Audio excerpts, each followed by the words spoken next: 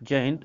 आज हम बात करेंगे मात्रक या मापन के बारे में बात करेंगे, यानी आपका मेजरमेंट के बारे में आज हम बात करते हैं। ठीक है, ये काफ़ी इंपॉर्टेंट टॉपिक है और ये ज़्यादातर इससे जो है कॉम्पिटिटिव एग्जाम में भी क्वेश्चन पूछता है। और आप जो 11th के जो बच्चे पढ़ रहे हैं या जो 12th के पढ़ रहे हैं या जो 9th के पढ़ रहे हैं या जो 10th के पढ़ रहे हैं, मतलब अब 12 की तो 12 में सिलेबस में तो नहीं है, लेकिन अगर आप 11 या 9 10th 11 की अगर बात करते हैं तो इसमें ये मात्रक यानी यूनिट जो चैप्टर होता है काफी ज्यादा मायने रखता है।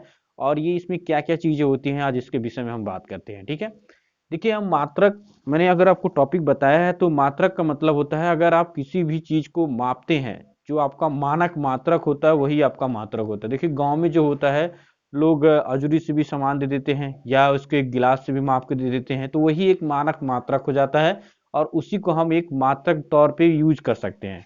तरह तरह के मात्रक होते हैं, कुछ इसके विषय में डीपली समझाते हैं कि क्या चीजें हैं। इससे पहले हम जानेंगे कि हम किस चीज को मापते हैं, यानी जो जिसको मापते हैं वो आखिर होता क्या है। वो एक द्रव्य होता है, द्रव जिसको हम मैटर बोलते हैं। अब मैटर में क्या क्या चीजें उपस्थित होती हैं इसके विषय में हम जानेंगे।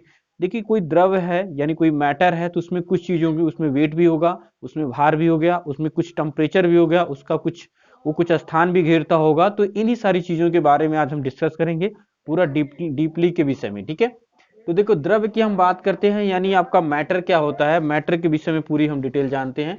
तो द्रव वह पदार्थ है जो स्थान घेरता हो, ठीक है, जिसमें कुछ द्रव्यमान हो, जिसमें कुछ भार हो या कुछ टेम्परेचर हो, वही आपका क्या कहलाएगा, द्रव्य कहलाएगा।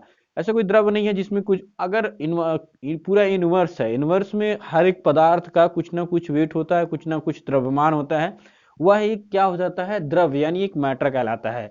अब देखो द्रव्य को दो भागों में वर्गीकृत किया गया है। पहला है एक भौतिक वर्गीकरण, दूसरा है रासायनिक वर्गीकरण।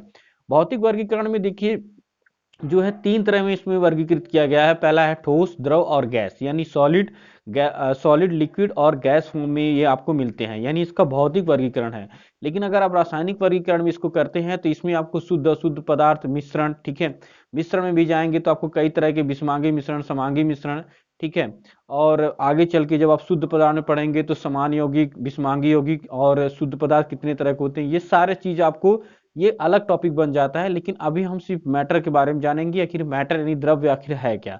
लेकिन वर्गीकरण मैंने आपको इसलिए बता दिया क्योंकि भौतिक वर्गीकरण भी होता है और एक रासायनिक वर्गीकरण होता है। भौतिक वर्गीकरण में तीन तरह के होते हैं, ठोस, द्रव और गैस। और अगर रासायनिक में जाते हैं तो रासायनिक में आपका एक मिश्रण होता है, एक समांगी मिश्रण होता है, एक शुद्ध पदार्थ होता है, एक मिश्रण होता है। तो मिश्रण में वो सारी चीजें हम अलग से डिस्कस करेंगे। तो देखो अभी हम बात करते हैं इसकी गुणधर्म के बारे में। आपको द्रव्य के बारे में पता चल गया कि द्रव्य क्या होता है, जो स्थान घेरता हो, जिसमें कुछ ना कुछ भार हो, जो द्रव्यमान हो, जिसके अंदर कुछ स्थान घेरने की कैपेसिटी हो, उसको हम क्या कहते हैं, द्रव कहते हैं। तो पहले हम बात करेंगे द्रव्यमान। अब द्रव्यमान क्या होता है देखिए किसी पदार्थ का द्रव्यमान उस पदार्थ की मात्रा को दर्शाता है। अगर कोई पदार्थ है वो जितनी मात्रा है वही उसका क्या कहलाएगा, द्रव्यमान है। अब कभी कभी क्वेश्चन पूछता है कि द्रव्यमान क्या चंद्रमा पे जाने के बाद आपका द्रव्यमान चेंज हो जाता है, तो नहीं चेंज होगा, द्रव्यमान चेंज नहीं होता है। बशर्ते क्या होता है कि उसका जो गुरुत्वाकर्षण होता है यानी जो जी होता है वो बदल जाता है। क्योंकि आपको पता है कि पृथ्वी पे जो गुरुत्वाकर्षण होता है उसका 1/6 भाग ही आपका जो है चंद्रमा पे गुरुत्वाकर्षण होता है। उसके द्रव्यमान में कुछ परिवर्तन नहीं होगा लेकिन उसका गुरुत्वाकर्षण जो होता है वो कम हो जाता है। ठीक है, इसलिए अगर मान लीजिए यहाँ पे कोई वेट जो है 6000 है तो वहां पे जाने के बाद आपको सिर्फ उसका 1/6 भाग ही मिलेगा। ठीक है, यानी वहां पे आपको उसका 1/6 भाग ही मिलेगा, यानी आपका 1000 ही वहां पे आपको उसका वेट मिलेगा। तो द्रव्यमान की अगर हम बात करते हैं तो द्रव्यमान उस पदार्थ की सिर्फ मात्रा को दर्शाता है। अब हम बात करते हैं भार। देखिए भार में क्या होता है कि उसका गुरुत्वीय त्वरण भी उसमें इंक्लूड हो जाता है। जैसे आप कोई वस्तु है वो आपने द्रव्यमान उसका मापा 50 किलो या 5 किलो आपने मापा, लेकिन जब उसका भार आप टोटल भार करेंगे तो उसमें एक गुरुत्वाकर्षण फोर्स लग रहा है जो अप्रोक्सीमेटली अगर हम बात मान के चलें तो उसका 10 माना जाता है। वैसे तो आपका 9.8 मीटर पर सेकंड स्क्वायर होता है। ठीक है, तो बशर्ते ये उसका गुरुत्व बल जो आपकी पृथ्वी पर लग रहा है, यानी गुरुत्व बल जो गुरुत्वाकर्षण बल जो कार्य कर रहा है आपके पूरे वातावरण में जो पृथ्वी पर, वो उसमें इंक्लूड हो जाता है। इसलिए W बराबर mg हो जाता है, यानी m का मतलब उसका पूरा मास होता है और g बराबर पूरा क्या होता है, आपका ग्रेविटी होता है, जितना गुरुत्वाकर्षण उस पर कार्य कर रहा है। इसकी मात्रक की अगर हम बात करेंगे, एसआई मात्रक में इसका जो होता है केजी होता है, किलोग्राम होता है। अब एसआई मात्रक क्या होता है ये आगे हम अभी डिस्कस कर रहे हैं। एसआई का मात्रक होता है इंटरनेशनल सिस्टम। ये कई सारे सिस्टम भी बनाए गए हैं, इसके बारे में हम अलग से भी डिस्कस करेंगे। अब अगला आ जाता है आपका आयतन। आयतन क्या होता है कि किसी वस्तु द्वारा घेरे गए कुल स्थान को हम क्या कहते हैं, आयतन कहते हैं। कोई वस्तु है, वो जितना स्थान घेर रहा है, उसकी लंबाई कितनी है, उसकी चौड़ाई कितनी है, उसकी ऊंचाई कितनी है, तो ये जितना वो स्थान घेर रहा है उसी को हम क्या कहते हैं, आयतन कहते हैं। यानी किसी वस्तु द्वारा घेरे गए कुल आयतन को हम उस वस्तु का स्थान को हम उस वस्तु का क्या कहते हैं, आयतन। अब आयतन बराबर जो आपका सूत्र होता है एल क्यूब होता है। एल एल का मतलब लंबाई, लंबाई का क्यूब होता है यानी घन होता है, ठीक है। इसका मात्रक होता है मीटर क्यूब। अब ये मीटर क्यूब क्यों होता है कि मान लीजिए कोई पदार्थ है, ठीक है, और वो जो है 1 मीटर लंबा है, 1 मीटर चौड़ा है और 1 मीटर वो उसकी ऊंचाई भी है। तो अगर वो स्थान घेरेगा तो तीनों सेम घेरेगा। तो मान लीजिए उसके 1 मीटर है तो मीटर में काउंट करेंगे तो तीनों को हम इंक्लूड करेंगे, इसलिए वो मीटर क्यूब हो जाता है। यानी तीनों का मल्टीप्लाई करने के बाद वो मीटर क्यूब में ही कन्वर्ट हो जाता है। तो मात्रक आपका मीटर क्यूब में ही लिया जाता है। अब बात करते हैं हम लोग घनत्व के बारे में। घनत्व का मतलब होता है कि जैसे एक एरिया है, एरिया में कितने लोग उपस्थित हैं। जैसे मान लीजिए कोई कमरा है, कमरे में मान लीजिए 10 लोग उपस्थित है तो उसका जो घनत्व है कम है, लेकिन उसी कमरे में मान लो 25 लोग उपस्थित होंगे तो उसका घनत्व ज्यादा हो जाता है। इसलिए जैसे दिल्ली जैसे शहर में घनत्व जो जनसंख्या घनत्व वो बहुत ज्यादा है, लेकिन अगर आप यही नॉर्मली किसी सिटी की बात करें, जैसे गोरखपुर की बात करते हैं, तो वहां पे जो आपका घनत्व है थोड़ा सा कम होगा।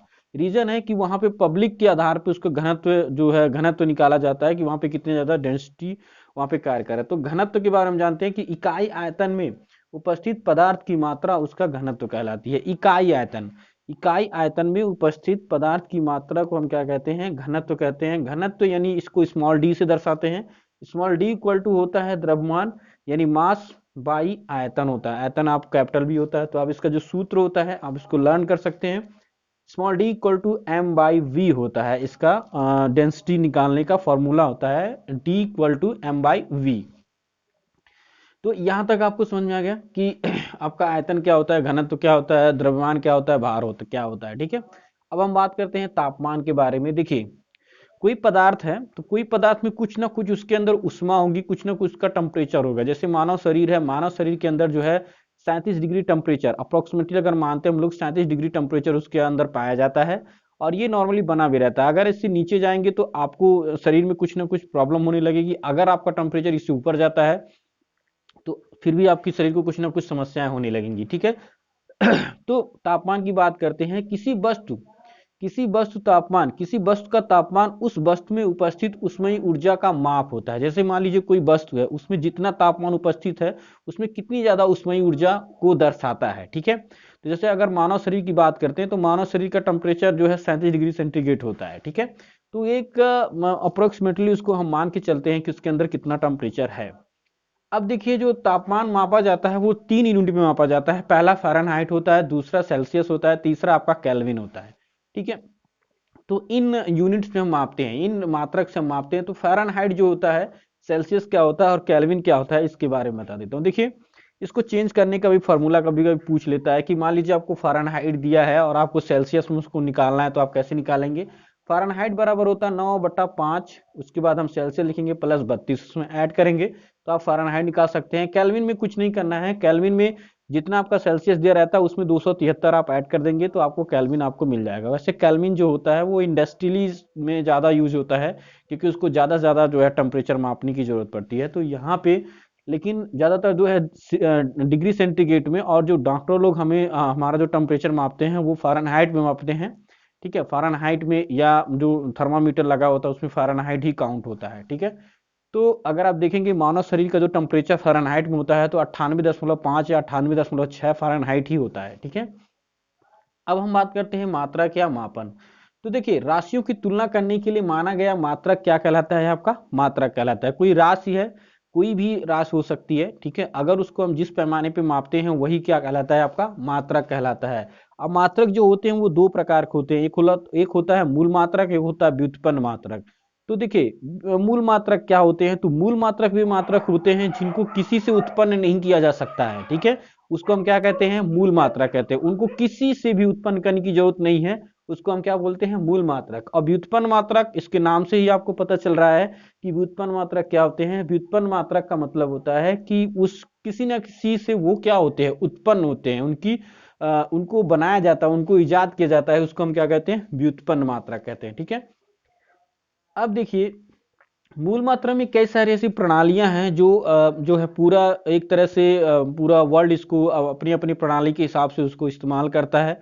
क्योंकि अगर आप देखेंगे हमारी जो यूरोपियन कंट्री है, वो अलग अलग तरह से अलग अलग जो है अपनी यूनिट्स को लोग यूज करते हैं। तो कैसे इसको किया जाता है, देखिए एसआई प्रणाली जिसको बोलते हैं, इंटरनेशनल सिस्टम प्रणाली। ठीक है, तो इसमें जो है 7 इंपॉर्टेंट होती हैं, और ये ज्यादातर क्वेश्चन में पूछता भी है कि एसआई प्रणाली में जो है 7 तरह की आपकी यूनिट्स होती हैं। देखिए लंबाई का मीटर होता है, इसका मात्रक की हम बात करेंगे। लंबाई का एसआई प्रणाली में मीटर होता है। द्रव्यमान का एम जो होता है वो किलोग्राम में होता है। समय का सेकंड होता है, वैसे समय का हर यूनिट में सेकंड ही होता है, तो समय तो बिल्कुल इजी है, कोई दिक्कत नहीं है। समय का हर यूनिट में, चाहे वो एमकेएस पद्धति हो, चाहे आप एफपीएस पद्धति हो, चाहे वो सीजीएस पद्धति हो, हर किसी में समय का आपका सेकंड ही होता है। तापमान केल्विन होता है। विद्युत धारा का आपका एम्पियर होता है। ज्योति तीव्रता का आपका कैंडला होता है। और पदार्थ की मात्रा को हम मोल से दर्शाते हैं। ठीक है, तो ये आपका एसआई सिस्टम होता है। एसआई सिस्टम में यानी इंटरनेशनल सिस्टम में जो है ये आपको यूनिट्स देखने को मिलेंगी, यानी 7 प्रकार की यूनिट्स इंपॉर्टेंट है।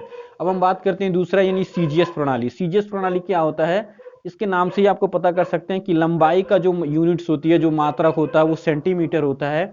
और जो द्रव्यमान का होता है उसको हम पाउंड से दर्शाते हैं। पाउंड अगर हम बात करेंगे किलोग्राम में, तो लगभग किलोग्राम से कम होता है, 700 750 के नियर अबाउट में आपको मिलता है, क्योंकि ये ज्यादातर यूरोपियन कंट्री इसको ज्यादा यूज करती हैं। ठीक है, तो सीजीएस प्रणाली में आपका द्रव्यमान का पाउंड होता है और समय का वहां पे सेकंड ही होता है। अब हम बात करते हैं एफपीएस प्रणाली। एफपीएस प्रणाली क्या होता है, लंबाई को हम लोग उसको फुट में मापते हैं। ठीक है, द्रव्यमान को पाउंड में और समय को हम लोग सेकंड में मापते हैं।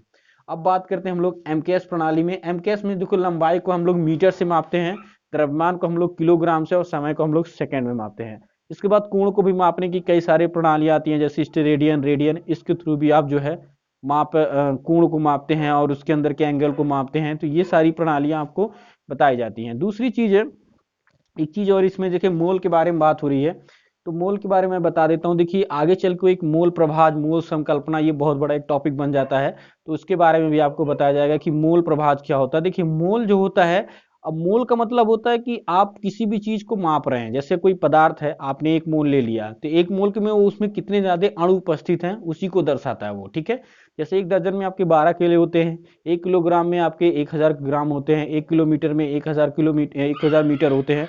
उसी तरह से 1 मोल में जो है 6.02 10 टू द पावर 23 जो है उसमें अणु उपस्थित होते हैं। अणु यानी परमाणु, उसमें उतने ज्यादा कण उपस्थित है, इसको हम अवागाद्रो संख्या भी बोलते हैं।